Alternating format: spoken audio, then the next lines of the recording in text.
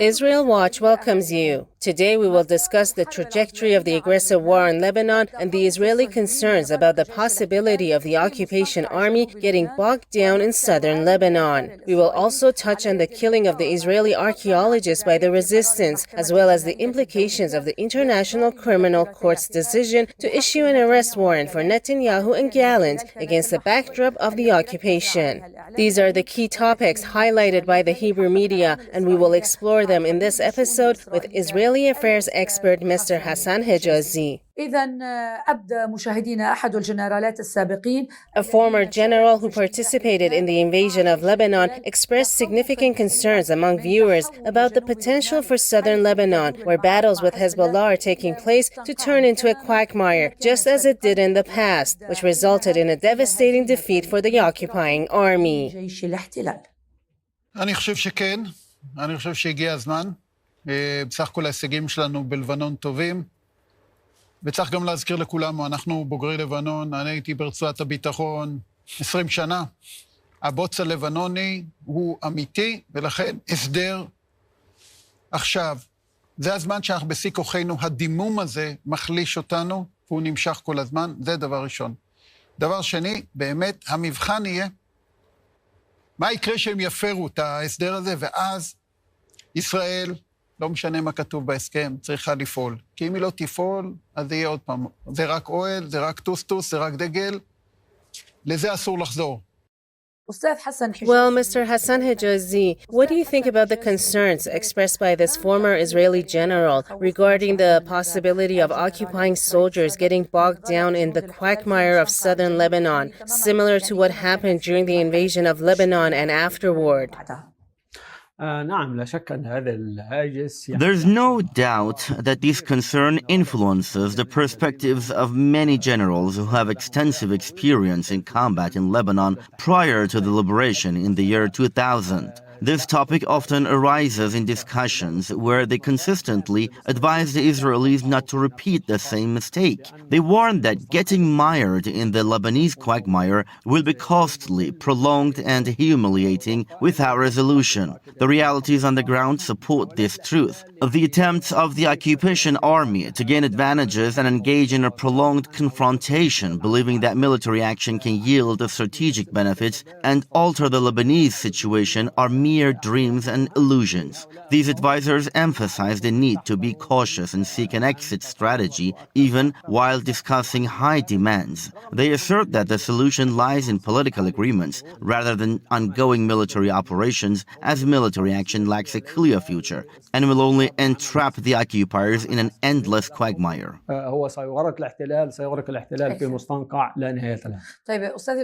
A former Israeli general is pondering what the situation would look like if an agreement were reached to halt the war in Lebanon. What do you think Israelis are specifically worried about today? And do you believe such an agreement would not be in the best interest of the occupying entity? The occupation entity is attempting to impose certain conditions related to what it describes as ensuring that resistance does not return to its state prior to October 7. It also aims to prevent the South from being a launch point for operations as claimed by the occupation entity. Additionally, there is an effort to pressure the resistance to strip it of the strength it uses to defend Lebanon. The occupation entity does not want to live under equations set by the resistance, which would prevent it from aggressing against Lebanon. It seeks to turn Lebanon into a vulnerable country, acting there as it does in the West Bank. This Israeli ambition faces strong rejection from Lebanon, which is determined to uphold its sovereignty and resist submission and humiliation. This presents a fundamental problem for the occupation entity, which will not be able to impose its will through field actions and must seek alternatives to lower the demands it is making. Mr. Hijazi, what is your interpretation of the increasing brutal airstrikes by Israeli forces on southern Beirut and the Lebanese capital, which seem to be escalating alongside the ongoing negotiations? Experts and analysts have noted that as we edge closer to a potential agreement, the pressure tactics will intensify. Military operations are expected to escalate as the occupying forces are exerting maximum pressure through field activities in various regions, including the suburbs, Beirut, the south, and the Bekaa Valley. Their aim is to gain advantages and push the Lebanese side to accept their terms. This indicates that the resistance is likely to ramp up its operations to assert that it does not accept these conditions and seeks to establish a new reality on the ground. Both sides will be compelled to escalate their actions while awaiting a resolution at some point. بانتظار التوصل إلى اتفاق في مرحلة ما. مشاهدينا مقتل عالم الآثار الصهيوني في جنوب لبنان. Dear viewers, the recent killing of a Zionist archaeologist in southern Lebanon by a resistance ambush has become a focal point in the Hebrew media. Reports indicate that he entered Lebanese territory alongside an Israeli force as part of a mission assigned to him by the occupying army, according to a close friend. مقرب منه. ובין השאר, יחידות צבאיות ששירתו בעיקר באיו"ש, הוא היה, אני חושב, מומחה מספר אחד לאתרים יהודיים היסטוריים ביהודה ושומרון, וגם בעבר הירדן, אגב, גם בעבר הירדן המזרחי. והיחידות הצבאיות שהיו משרתות פה, היו מזמינות אותו לכל מיני אתרים, להרצאות, להסברים, וכולל כל הקצונה בחירה, שהייתה מאוד מאוד מחוברת אליו. הוא סיפר לי שהוא עולה ללבנון, אני הבנתי שהוא הוזמן על ידי איזה יחידה או על ידי איזה קצין בכיר שביקש ממנו, הוא הציע לו להצטרף אליו לאיזה, הוא אמר לי מצודה או משהו כזה, או מצודה, או כן. איזה ארמון גדול, משהו גדול, לא יודע בדיוק מה, אני זוכר, הוא אמר לי שהוא הולך לבדוק אותו מבחינה ארכיאולוגית, היסטורית, ומידות וכיוונים, וכאילו להתאים אותו למקורות. זה מה שאני יודע. אני כאילו הבנתי שהוא הוזמן על ידי הצבא, על ידי מישהו בצבא לסיור הזה. Mr. Hijazi, the entry of the Zionist archaeologist into southern Lebanon raises questions about its implications. What is the connection to the biblical narratives regarding Israeli ambitions, specifically in the southern Lebanese territories? نعم يعني حسب المعلومات هذا العالم دخل أيضا إلى لبنان في الثمانينيات. According to the information, this archaeologist also entered Lebanon in the 1980s during the exploration for Zionist claims in the region. He visited numerous archaeological sites in search of Jewish artifacts, highlighting the Zionist ambitions to claim these lands as part of a greater Israel. Some soldiers even created a map that included southern Lebanon as part of the occupied territory. Despite the fact that this archaeologist, along with a group of fellow archaeologists, did not find any evidence of historical Jewish presence in the area during their 1980 visit, they were attempting to investigate again by exploring castles and other archaeological sites. This situation underscores the depth of these ambitions. The archaeologists had a similar role in the West Bank and Gaza Strip, even though the occupation entity has claimed it might utilize him for military-related issues. However, his personal focus seems to be on other matters. But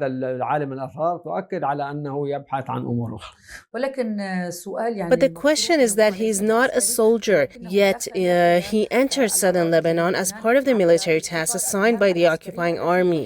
How do you explain that?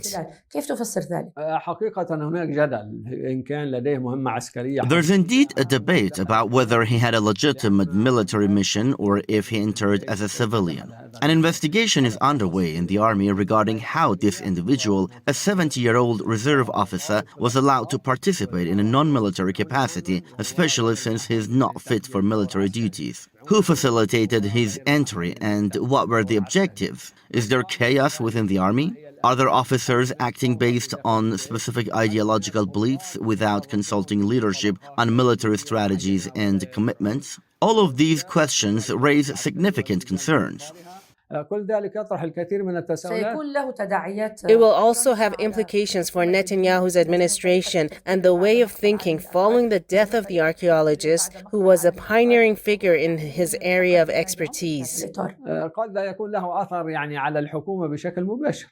There may not be a direct impact on the administration, but it is connected to the crisis faced by the occupying army. There is an issue with managing military affairs and controlling political and ideological direction. factions. Some factions within the army act outside the bounds of military orders driven by specific motivations. The army has overlooked the actions of these individuals. We have seen how soldiers behave in Gaza and southern Lebanon, engaging in killings and demolishing homes without any military regulations. Instead, the army operates based on militia-like principles rather than those of a regular army, highlighting a significant flaw in the structure of this military and the conduct of its soldiers and the system as a whole.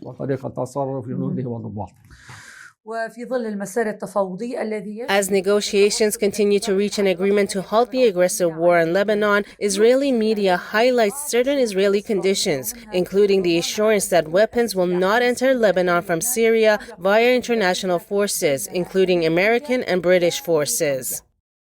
המצב הנוכחי, ובגלל ש30% מהשיעים יושבים על דרום לבנון בגדול, ממשלת לבנון או צבא לבנון לא מסוגלים מבחינת יכולת לפרק את חזבאללה מנשקו. איך ניתן לפקח על אירוע כזה?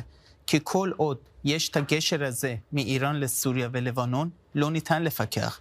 אלא אם כן סוריה, על פי לחץ של רוסיה, גם תיכנס לתמונה, וכוחות בינלאומיים, אבל לא יוניפלים, אלא בריטניה, ארצות הברית, מוכנים ומזומנים לתת יד לאירוע, וזה סיפור אחר לגמרי, אבל זה לא נשמע בימינו בצורה כזאת. עדיין סוריה לא הביעה את תמיכתה לאירוע, עדיין רוסיה לפחות לא דחפה לתמיכה כזאת. ארצות הברית ובריטניה לפחות אני לא שמעתי באף מקור שמוכנים להיכנס לאירוע, לתת יד לאירוע, ולכן כל נסיגה מסוג כזה על ידי מדינת ישראל מביא את המשטר האיראני שוב פעם לתמוך בשיעים ולשפר את המיליציה שלהם. Dear sir, according to what we followed and what the Israeli commentator mentioned, the issue of disarming Hezbollah is impossible because Hezbollah has a national and a popular standing within Lebanon. What does this statement indicate? حقيقة يعني الكلام في هذا الاتجاه يعكس توجه بعض الشخصيات في The discussion in this context reflects the view of certain figures within the Zionist right and some influential groups on that side.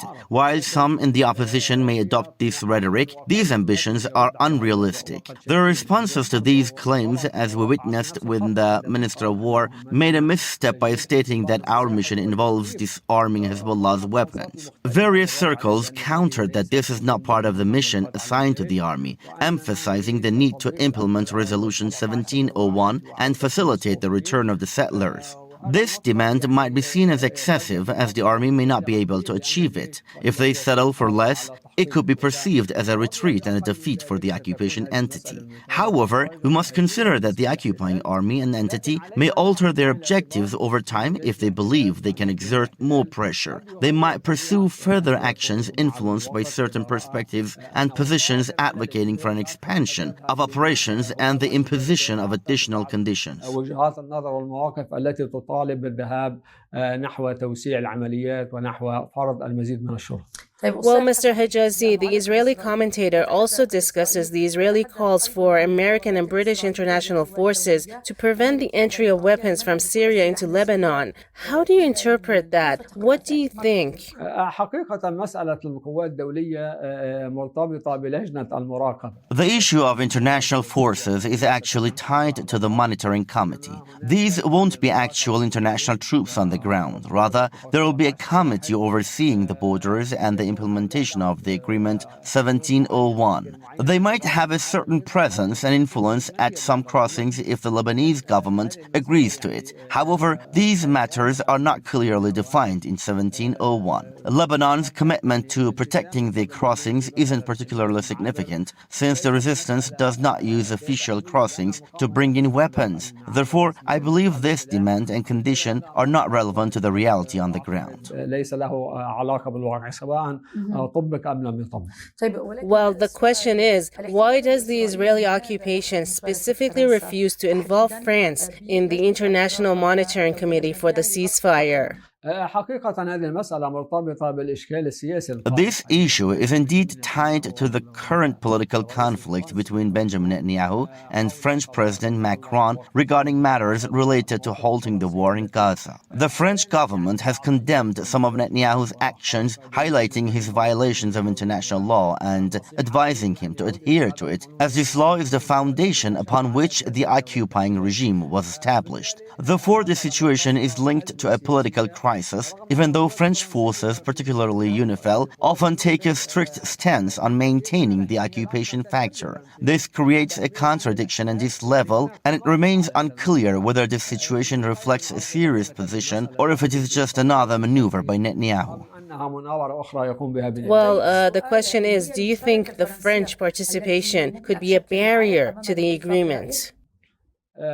أي أمر يمكن أن يشكل عائق أمام الاتفاق إذا كان الاحتلال. Any issue that could hinder the agreement arises if the occupation entity is unwilling to engage in negotiations. However, if there's a genuine intention to address the issue, it suggests that the core matters are not deeply rooted conflicts. The main point of contention might be granting the occupation freedom to operate in Lebanon, but other issues can be resolved. Matters such as the structure of the committee and who will participate are negotiable, provided there is a sincere willingness from the occupation regime to pursue the agreement. ولننتقل إلى تداعيات قرار المحكمة الجنائية الدولية. And to the repercussions of the International Criminal Court's decision to issue arrest warrants for Netanyahu and Gallant due to war crimes and genocide in Gaza have sparked discussions. One legal expert from Israel responded by stating that this decision is not anti-Semitic, rather it is based on facts documented by Israeli soldiers and officers through the images and footage they shared of the atrocities committed against the civilian population of Gaza. זו לא החלטה אנטישמית, זו החלטה משפטית, עקרונית, חשובה, התערבות יותר ממשית של בית המשפט העליון בנושאים של סיוע הומניטרי, בנושאים של עזרה לאוכלוסייה במצוקה איומה. ובית המשפט העליון, צר לי לומר, לא עשה שום דבר בהקשר הזה. שדה תימן למשל, הוגשו עתירות אחרי עתירות, עד שבית המשפט נעתר לעתירה, כבר היו בשדה תימן 10 אסירים בסך הכל. לכן זו לא החלטה אנטישמית, זו החלטה משפטית, ואנחנו בצרה גדולה. זה לא רק ראש ממשלה, זה עוד קלון על מדינת ישראל, עוד קלון משמעותי כלפי כל העולם. יש הרבה מדינות שבהם יש חוקים שאומרים שאסור להם לסייע למדינות שקיבלו את אות הקלון הזה מבית הדין הבינלאומי. Mr. Hijazi, what are the repercussions of the International Criminal Court's decision on the internal situation in Israel? Do you think that this political campaign against it, which we've seen is met with indifference from Netanyahu's administration, truly reflects the current landscape in the Israeli entity? المسألة القرار ليس بالقرار السهل. The decision at hand is not an easy one, as it carries significant implications on various levels, legally, politically, and diplomatically. It represents a major crisis concerning Israel. This decision highlights that the leader of the occupying entity is accused of war crimes and crimes against humanity, a situation unprecedented in the history of the regime. It is likely to hinder Israel's relations with the rest of the world. Benjamin Netanyahu may find it difficult to visit many countries due to concerns about potential repercussions for those nations that might host him or their officials. Indeed, there's a genuine problem here. The occupation entity continually seeks to minimize any restrictions that could affect its international relations. However, it also mocks international decisions, having been established in defiance of these laws and norms. Historically, it has shown little regard for any international law or rule, largely because it receives support from major global powers that provide it with cover and assistance. As a result, this issue may not significantly alter the policies of Israel. قد لا نجد أن هذه المسألة ستنعكس بشكل أو بآخر على سياسات الاحتلال. طيب أستاذ الكريم بحسب ما تابعنا. Well, the Israeli legal expert indicated that this decision is not anti-Semitic, rather it is fundamentally a judicial ruling. قرار قضائي بحت. Yes, the problem with the occupation entity is that it views any criticism of Israel as an anti-Semitic attack, claiming that anyone who holds Israel accountable for its actions is trying to delegitimize it. This tactic silences voices around the world, and the occupation uses the accusation of anti-Semitism to justify its actions. It suggests that anyone who criticizes Israel is against the Jewish people, allowing Israel to commit atrocities without consequence. Currently, there is a major massacre occurring in Gaza, and the occupation entity remains indifferent to the global outcry and calls for an end to the violation. The ongoing crimes are shocking, and Israel seems surprised at how the world would denounce this massacre. Dear viewers, let's shift our focus from the implications of the International Criminal Court's decision within Israel, where Netanyahu's opponents are taking aim at him and Gallant. Commentators in the Hebrew media have expressed concerns about this situation, viewing the decision as a political snowball that could impact Israel as a whole. This could potentially expose soldiers and officers, including Chief of Staff Herzl Halevi and the commander of the southern region of the Israeli occupation forces, to condemnation. אבל יש לזה משמעויות הרבה יותר רחבות. מי שאומר, יאללה, מה אכפת לי? אני הצבעתי ליאיר לפיד, הצבעתי לגנץ, הצבעתי לניב גלבוע, אז מה אכפת לי? אז התשובה היא שזה אמור לך מאוד מאוד אכפת. דבר ראשון, חשש הוא מכדור שלג גם מדיני, כלומר, יש הבדל בין להגן על ישראל כאשר טוענים כלפיה כל מיני דברים, לבין שבית הדין הפלילי הבינלאומי, בית הדין של האו"ם אומר שישראל מבצעת פשעי מלחמה ופשעים נגד האנושות. הלחץ הפנימי בתוך אותן מדינות, כך לדוגמה את בריטניה, עכשיו לתת לנו נשק, כאשר בית הדין שבריטניה היא חלק ממנו, אומר שישראל מבצעת פשעי מלחמה, זה אירוע מאוד משמעותי. בריטניה, קנדה, צרפת, גרמניה ועוד ועוד ועוד. אז החשש הגדול מהבחינה הזאת זה כדור שלג. מעבר לכך, כמו שאמרת לגבי חיילים, אז כנראה שרב טוראי בני בנימיני לא יועמד לדין. אבל אם אתה קצין בכיר בצבא? אם אתה קצין בכיר בצבא, אז תלוי כמה בכיר. אם אתה נניח אלוף פיקוד דרום, לא יודע, ראש אגף מבצעים וכדומה, בהחלט יש חשש שבית הדין יחליט, אחרי שהתחלתי בנתניהו וגלנט, אני יורד דרומה, אני יורד לרמטכ"ל, אני יורד לאלוף פיקוד דרום. זה חשש אמיתי מאוד. Mr. Hejazi, what are the real concerns of the Zionist leadership regarding the potential indictment of the Chief of Staff of the occupying army and senior officers by the International Criminal Court?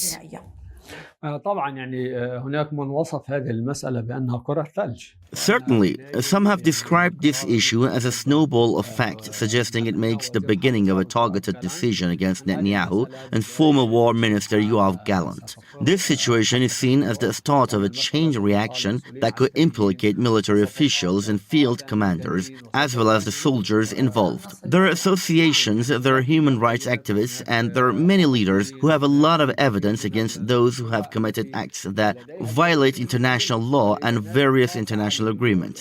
These actions are clearly defined as crimes against humanity, often captured by the media and on camera. As a result, the evidence for prosecution is readily available, leading to concerns that charges could be brought against hundreds or even thousands of soldiers involved. وبالتالي نعم يخشى الاحتلال أن تقدم لوائح اتهام ضد مئات وآلاف الجنود الذين تورطوا. A question arises here, Mr. Hejazi. How concerned is Israel about the possibility that some countries might cut off arms supplies to the occupying army following the decision of the International Criminal Court? This ICC decision will also involve the world countries in the supply of arms, and it will impact the policies of certain European nations that provide weapons. It will highlight their participation in these operations. Therefore, there are genuine concerns that this issue could affect the supply of arms to the entity. However, as we know, the United States is the primary supporter and consistently replenishes the occupation's arsenal with weapons. While these concerns are valid, they are unlikely to have a significant military impact since the main supplies come from the United States. اقتراع على المستوى العسكري أن الإمدادات الأساسية تأتي من الولايات المتحدة. Mr. Hassan Hijazi, expert on Israeli affairs, thank you for joining us in this episode of Israel Watch. Dear viewers, thanks for watching us. Take care. بأمان الله.